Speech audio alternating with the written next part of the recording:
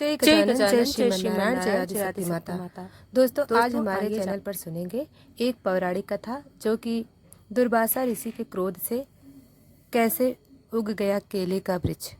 तो आइए दोस्तों कथा को श्रवण करते हैं।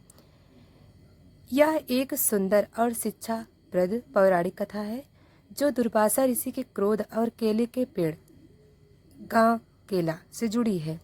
इस कथा का उल्लेख स्कंद पुराण व अन्य पुराणों की लोक कथाओं में भिन्न भिन्न रूपों से मिलता है।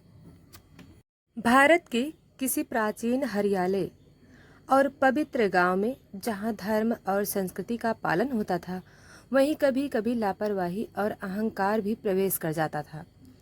यह कथा उसी समय की है जब महातपस्वी दुर्वासा ऋषि पृथ्वी पर तप और तीर्थ भ्रमण करते हुए गांव-गांव में धर्म की परीक्षा ले रहे थे। दोस्तों गर्मियों के दिन थे। जंगलों से निकलकर तपस्वी दुर्वासा ऋषि एक छोटे से गांव में पहुंचे। गांव वाले जैसे ही सुनते हैं कि दुर्वासा ऋषि पधारे हैं, भय और श्रद्धा से कांप उठते हैं, क्योंकि सब जानते थे ऋषि का क्रोध एक अग्नि की तरह होता है। अगर संतुष्ट हो जाएं तो वरदान, और यदि असंतुष्ट हो जाएं तो श्राप भी तुरंत मिलता है। गांव के प्रमुख ने तुरंत एक गृहिणी को ऋषि की सेवा के लिए भेजा। वह गृहिणी भली थी पर थकी हुई थी। जल्दी में उसने केले के पत्ते पर सादा भोजन परोसा, कुछ दाल, कुछ चावल और थोड़ा नमक। ऋषि ने देखा भोजन ठीक है, पर भावना में संपूर्ण श्रद्धा नहीं। ऋषि ने थाली से भोजन उठाया और कहा, हे मूर्ख स्त्री, तूने मुझे केले के पत्ते पर बिना श्रद्धा का भोजन परोसा है। यह कोई सेवा नहीं, यह तिरस्कार है। मैं तुझे श्राप देता हूँ। तुम्हारे गांव में जहाँ भी यह केला उगेगा वह कभी फल नहीं देगा। यह केला अब संतानहीन रहेगा। क्षण भर में आकाश में बादल छा गए, तेज वायु चली। गांव के सभी केले के पेड़ धीरे धीरे मुरझा गए और फिर जिन पेड़ों ने फल देना बंद किया वे रह गए केवल पत्तों के लिए। इस प्रकार गांव में उसे कहा जाने लगा गांव का केला, यानी गांव का बांझ केला। गांव रो पड़ा। प्रमुख और ब्राह्मण ऋषि के चरणों में गिर पड़े। मुनिवर क्षमा करे, हमसे अपराध हुआ, आपके क्रोध से हमारे पेड़ निष्फल हो गए, कृपा करें। ऋषि का हृदय पिघला।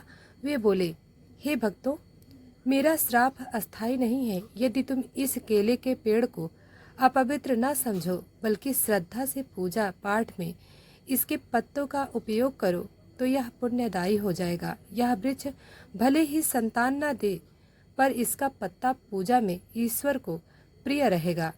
यही इसका पुनर्जन्म होगा। दोस्तों आज भी पूजा पाठ, यज्ञ और मंगल कार्यों में केले के पत्ते का उपयोग किया जाता है।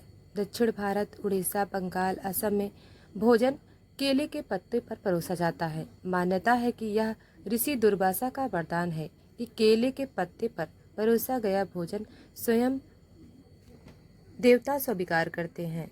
दोस्तों सेवा में भावना सर्वोपरि है। क्रोध से विनाश होता है, परंतु क्षमा से पुनरुत्थान भी संभव है। प्राकृतिक वस्तुओं की भी आत्मा होती है, उन्हें तिरस्कार नहीं, सम्मान दो। अब आइए सुनते हैं एक पौराणिक कथा, दुर्वासा ऋषि का श्री कृष्ण को दिया हुआ वरदान। यह कथा महाभारत और विष्णु पुराण से संबंधित है। इसमें दुर्वासा ऋषि का आगमन द्वारिका में होता है, जहाँ वे भगवान श्री कृष्ण और रुक्मिणी की परीक्षा लेते हैं। एक दिन महर्षि दुर्वासा को यह जानकर अत्यंत उत्सुकता हुई कि श्री कृष्ण स्वयं भगवान विष्णु के अवतार हैं और उनके साथ देवी लक्ष्मी स्वरूपा रुक्मिणी है। उन्होंने सोचा, यदि वे वास्तव में ही नारायण और लक्ष्मी हैं तो मेरी सेवा जरूर स्वीकार करेंगे। बिना किसी अपमान के ऋषि द्वारिका पहुंचे। ऋषि और रुक्मिणी ने उनका भव्य स्वागत किया। जब भोजन का समय आया तो ऋषि ने एक अनोखी मांग रख दी, हे कृष्ण, मैं तुम्हारे घर में बना भोजन तभी ग्रहण करूंगा जब तुम स्वयं अपनी पत्नी रुक्मिणी को रथ में जोत कर मुझे खींच कर ले चलोगे। यह सुनकर रुक्मिणी चौंकी। यह तो एक प्रकार का अपमान था, परंतु श्री कृष्ण मुस्कुराए और बोले, ऋषिवर आपकी आज्ञा सिर माथे पर। श्री कृष्ण ने रुक्मिणी को रथ में जोता और खुद रथ को खींचते हुए दुर्वासा के पास ले गए। ऋषि दुर्वासा ने यह देखकर हृदय से कहा, हे कृष्ण, तुम्हारा यह विनय और धैर्य संपूर्ण ब्रह्मांड को शिक्षा देता है। तुम्हारे व्यवहार से मैं अत्यंत प्रसन्न हूँ। मैं तुम्हें वरदान देता हूँ, तुम्हारे घर कभी भी अन्न का अभाव नहीं होगा और तुम्हारी पत्नी लक्ष्मी सदैव तुम्हारे साथ रहेगी।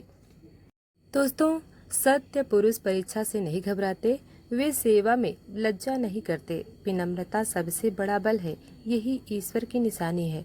क्रोधी ऋषि भी जब तृप्त होते हैं तो उनका आशीर्वाद काल को भी बदल देता है। पांडव वनवास के तटस्थल तीसरे वर्ष में थे। इस वर्ष उनकी आज्ञा की भोजन की व्यवस्था यदि कभी भी स्वयं न हो तो वे दंड स्वरूप सीधे अपने भोजन से वंचित रहेंगे। इसी वनवास में द्रौपदी उनके साथ थी।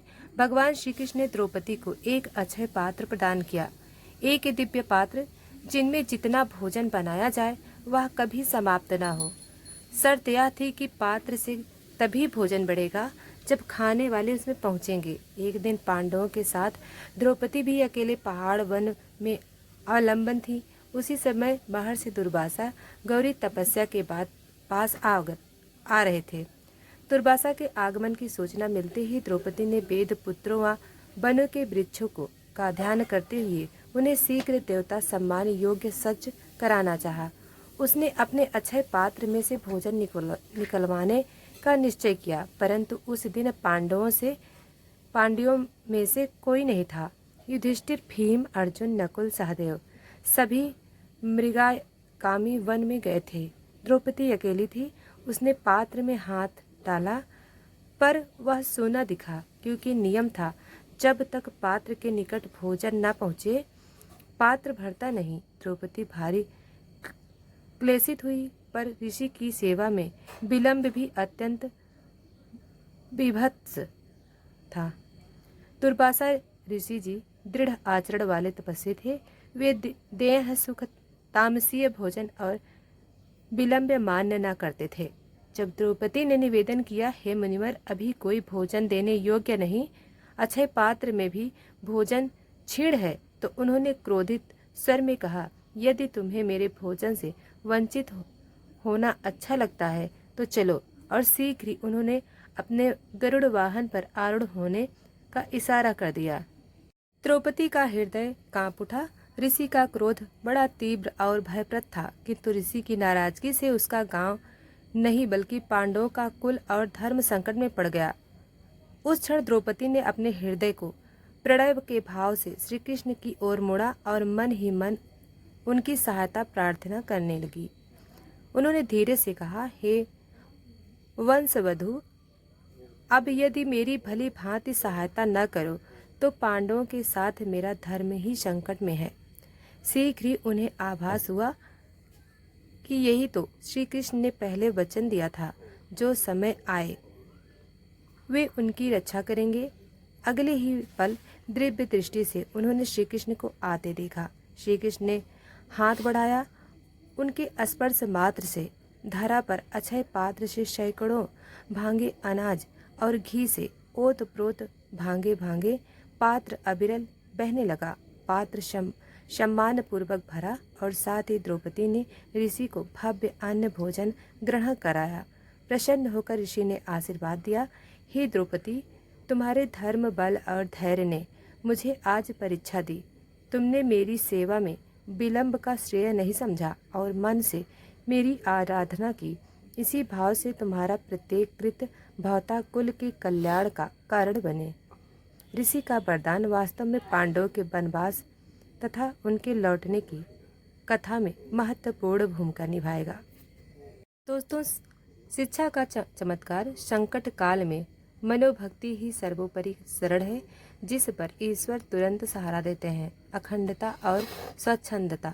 द्रौपदी ने नियमों का पालन न करके भी धर्म का पालन किया, जो आंतरिक सच्चाई पर आधारित है। आत्मनुरित अक्षय पात्र का प्रतीक प्रत्येक मनुष्य के भीतर दिव्य साधन व संसाधन है, बशर्ते हम उन्हें शुद्ध हृदय से प्रयोग करें।